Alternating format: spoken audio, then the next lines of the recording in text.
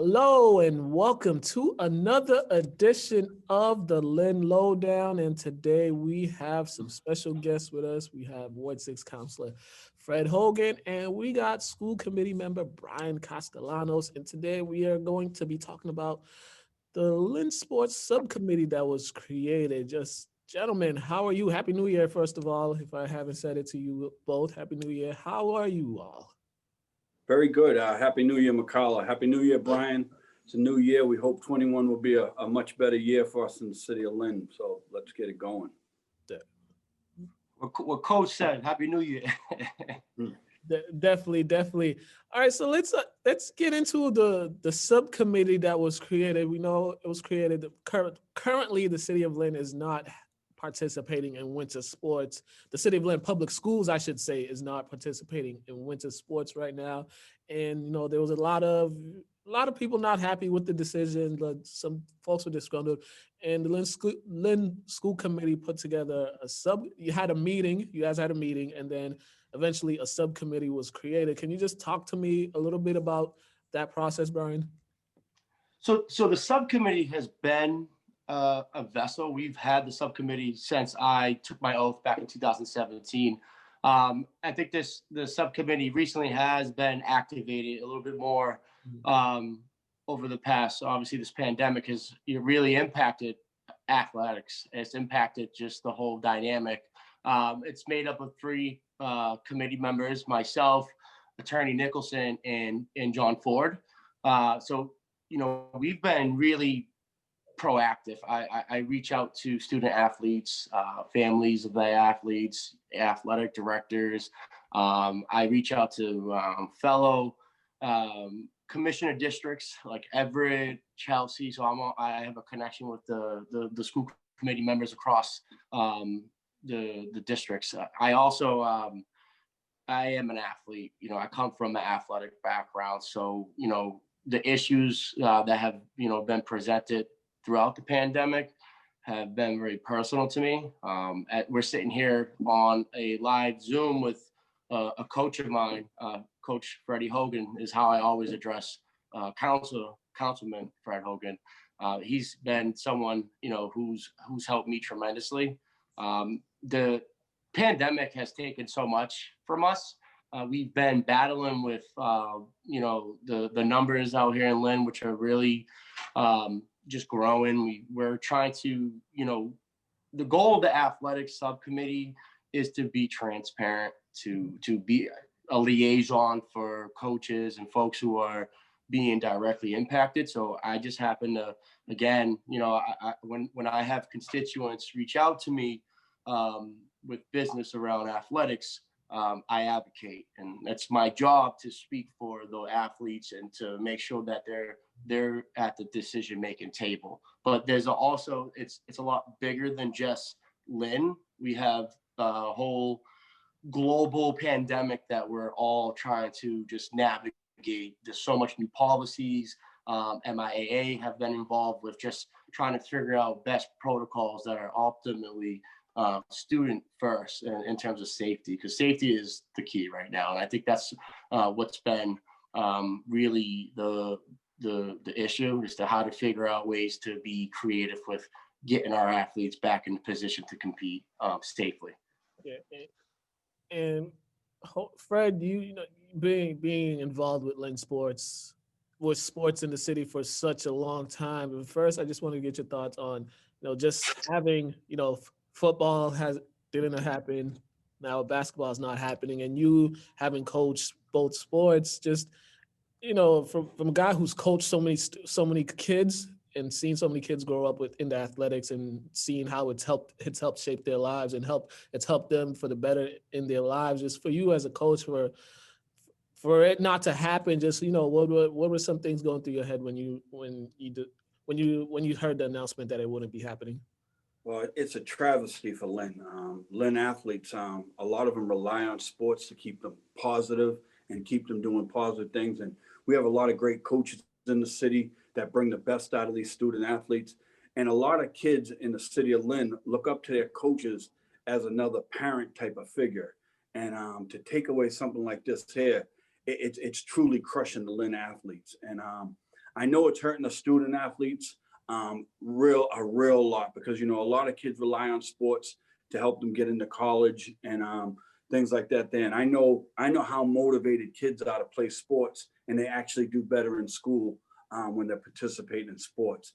And obviously, me coaching in the city for over 25 years and knowing most of the coaches in the game right now and a lot of the student athletes, this really hits home. And first, I'd like to give my hats off to the Lynn School Committee Athletic Subcommittee, because they're working for the Lynn athletes also. But, you know, a lot of coaches have reached out to me also, and I feel their pain, because just 2 years ago, I was in their position. I was coaching at Lynn Classical, coaching football at Lynn Classical, and, you know, to see something like this taken away from the kids, you know, that's kind of out of their control because it's a pandemic, and, you know, people are dying throughout the country and people are getting sick, and, you know, we're being overcautious. But one thing, it does hurt the kids a lot more that they know that the towns and cities around us are playing sports, and it's kind of getting thrown in our kids' faces that they can't play sports, and, you know, that kind of hurts, you know. So we hope sometime this year the kids will be able to get back on the field or even on the basketball court, and that would be great. But I'll tell you, it's taken a toll on our Lynn athletes, and our Lynn athletes come from a diverse community. We definitely need sports in our lives, and I hope we can get these kids back soon. So Coach Hogan, he put up, just before we go to the next segment, the emotional well-being of our athletes are being, what I would say, just really impacted on so many levels. You have, you know, kids who come from low-income backgrounds who have, you know, utilized sports as not just a game, but it's been therapeutic. It's been the mentor, the social capital that is developed through playing sports. It impacts their overall life journey into better pro-social networks. It's an equity issue to me. And when you see surrounding cities, you know, able to play and get their athletics up and going, but our kids in urban districts can't play. For me, I have a problem with that. I'm an adolescent social worker for DCF. I'm all about social justice and just advocacy towards equity. And this has been a problem for a long time now. And Lynn kids, I am a Lynn kid. I'm a Lynn success. You know, if it wasn't for athletics, guys like Fred Hogan, I'll be dead or in prison. So it's deep for me, and it's deep for a lot of the athletes. And it hits not just low-income kids. It hits everybody in the city of Lynn. It hits everybody. And Lynn's a huge melting pot of athletic history. If you just look on Facebook, you can't really miss the praise that our athletics have brought and the traditions that have just been like Coach Freddie mentioned. Thanksgiving. Now you have a state Division I championship team basketball team from English that can't compete right now. But I don't want to go. I know we're going to talk about the latest, but we are fighting to get these kids in to compete. So, yeah, one of the questions that was posed by, you know, one of my coworkers, he wanted to get you guys insight on. He said, why is it that, you know, why is it that kids can play sports but not be able to attend school? You know, because some of the schools that are in play for sports, some of them they've been in sessions, they've had in-person learning, and then some they don't have full-time in-person learning. They have, you know, they kind of do a hybrid, or some don't even have in-person at all. So one of the questions that was posed is why is it that if they are able to go, if they're able to play sports, then they should be able to be in-person learning, because that's one of the things that's really got people confused as to, you know, what's really happening, because they were like, it's better for these kids to be learning in person, because the online learning is just not really. Absolutely, McCullough. The first thing is student athletes, and they have to get into school, and that's the whole thing. We need these kids to get into school, and then obviously we want them to play sports and be into athletics, because that's going to guide them in the right direction. But it's true. What is going on? You know what I mean? Like, Brian, what do you got an answer for that there? So first of all, nothing's better than everyone wants to be in person. In person's ideal learning. You know, you got kids who need access to certain services that have IEPs that are not getting in-person learning experiences. So like we're going way too far into in-person. We're even talking, it's even complicated to get a hybrid model in there. We have issues with overcrowding, the building space issues. There's lots of different barriers to just union contracts. The way we look at an urban district, we're already overcrowded in some of these schools, but it's really, you know, the numbers that we're looking at right now really get tied into the weekly assessment in terms of what the superintendent's plans are. So there are, you know, initiatives and approaches that, you know, the superintendent prepares for all three. So he's in person, there's the hybrid, and then there's the fully remote. So I think the pieces that we have to also remember is prior to coming into this school year, we had no technology, like we had to start from scratch. So you're looking at a district that is already in shambles from buildings. We have lack of space. There's a crisis there. So the pandemic has really illuminated the big issues here. So athletics, I've been, you know, in communication with DESE. DESE laid out the ground rules and protocols for MIAA, right? So they talk about athletics. But when it comes to just in-person, remote, those decisions are currently always being assessed. But it's with student safety at first. And if you look at both sides of the coin, you're torn. You have parents who want to go in, have their kids back, and you have parents who don't want their students to be back. So it's a very complex, you know, that's not just, you know, that we throw that question out there, but it's a lot more, you know, there's a lot more equity issues that we recognize that we need to focus on. You know, we have we have food insecurities, students who didn't have access to meals. We had to address transportation issues. Also, social emotional well-being of our students is a priority. So we had to make sure that as we're going over the budget, we're making sure that outreach is happening, parent engagement is happening. We have social workers at every school. There's a lot more into just that type of decision being made, but the first priority is to get our most vulnerable students in. I believe we have to really achieve that because there's a huge learning gap that's happening. Our English language learner, the gaps, the deficit that we're seeing, it's a crisis. So urban districts are going to get hit even times 10. Like if you look at what's happening across the other cities, we've already been behind for the last 30 years. So we're going to see these inequities just grow. And I think it's up to me and our school committee, our city council, the state delegation to amplify the need for federal intervention, the need for that type of advocacy. You know, if we're that, I'm a problem solver. I don't sit here and just take a question and just chip away and just have a bias. I'm legally trained. I have a master's degree, a bachelor's degree, and I'm a licensed social worker with thousands of hours in trauma-informed training. So my training and background has allowed me to really take a problem and just be proactive with it. And we have one of the best superintendents in the state, if not the country. Dr. Patrick Chatwala is very transparent. He operates with his heart and soul right there. So I think, you know, when it comes to that, and just for me, athletics is part of that social emotional well-being.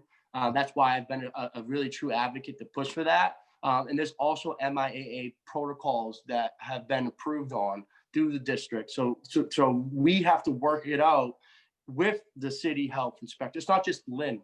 It's not the Lynn School Committee.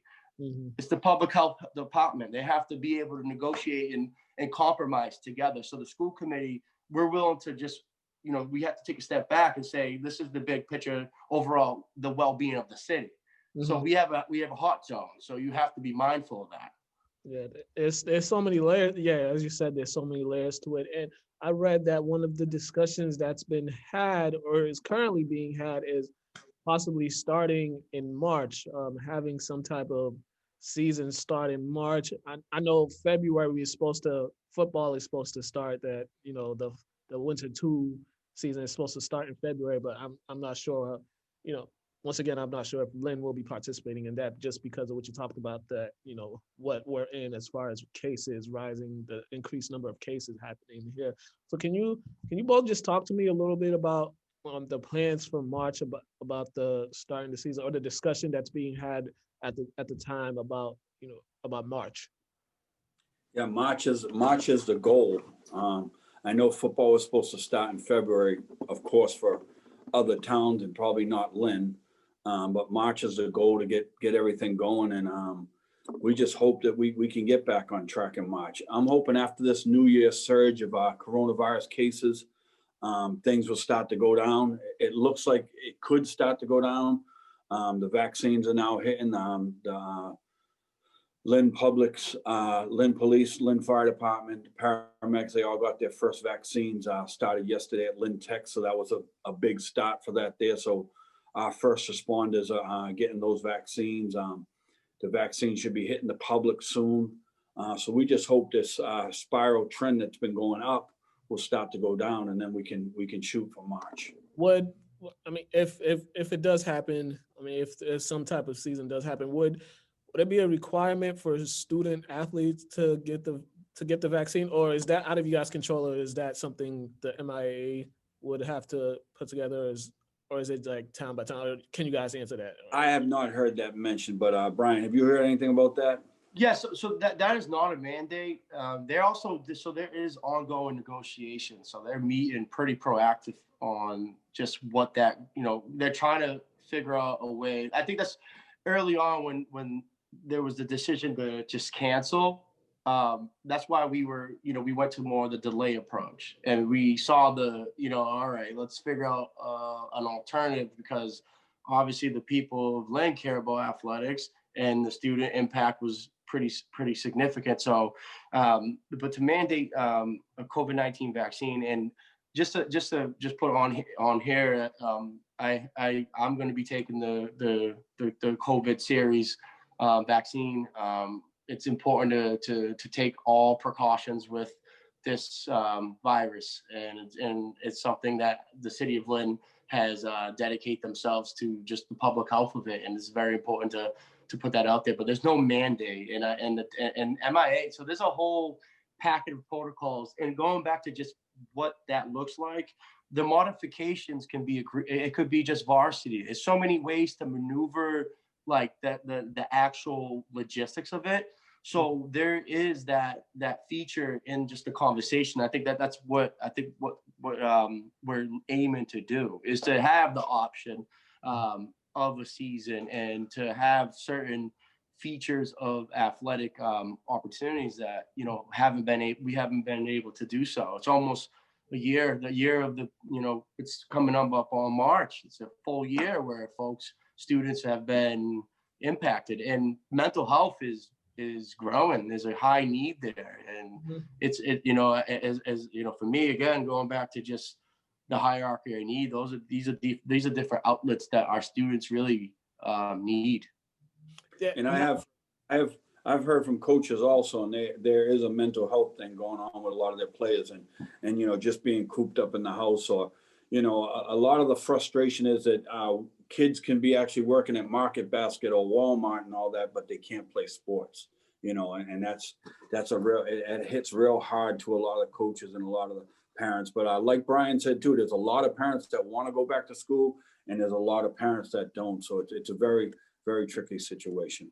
Yeah. Now, we're just talking hypothetical. If it does happen, will the subcommittee create their own safety guidelines separate from the guidelines that the MIA has set for it, or will it just be in conjunction with what the guidelines that they've already put as far as safety protocols for sports? It's going to be individualized, but the protocols that laid out. So there's protocols that they've released, but they negotiate what protocols could be put into the whole Lynn public school system. So it's not just we're going to pick it. They're going to enhance. It's literally it's hand selected, and they communicated with the city.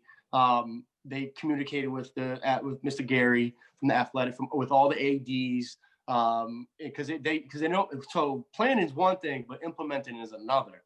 So those different protocols would have to, once they all, if a proposal comes about, they would present it to us, the school committee, most likely.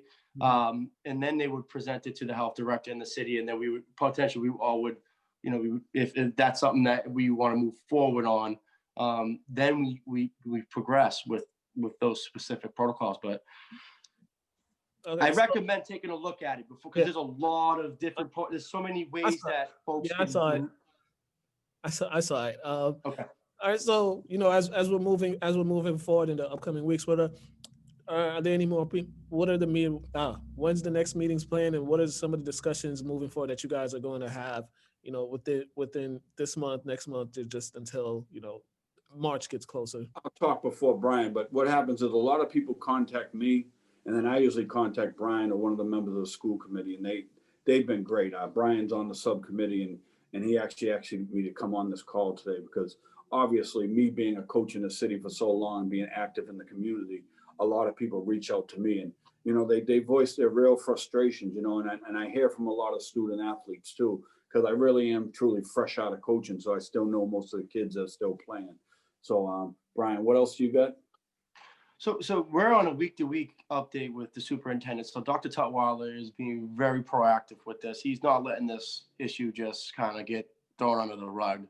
And that's part of my job as a elected official. My job is to make sure that communication is steady and frequent. And I will call, text, email at all hours of the day and night. I will make sure, that this issue is currently being worked.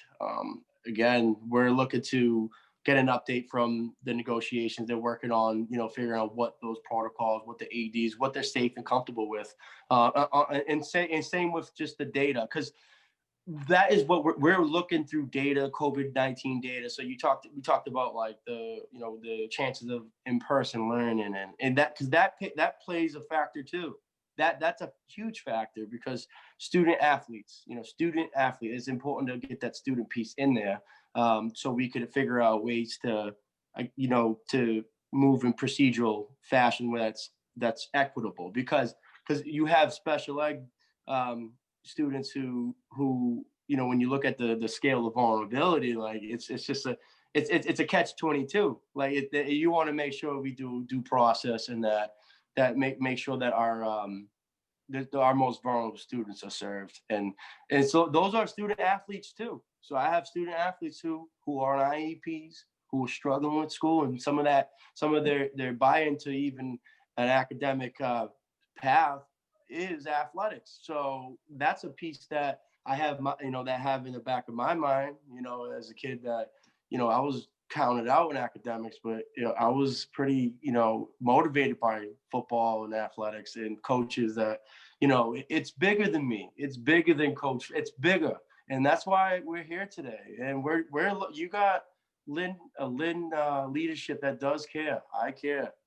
Coach Freddie, he's got his man.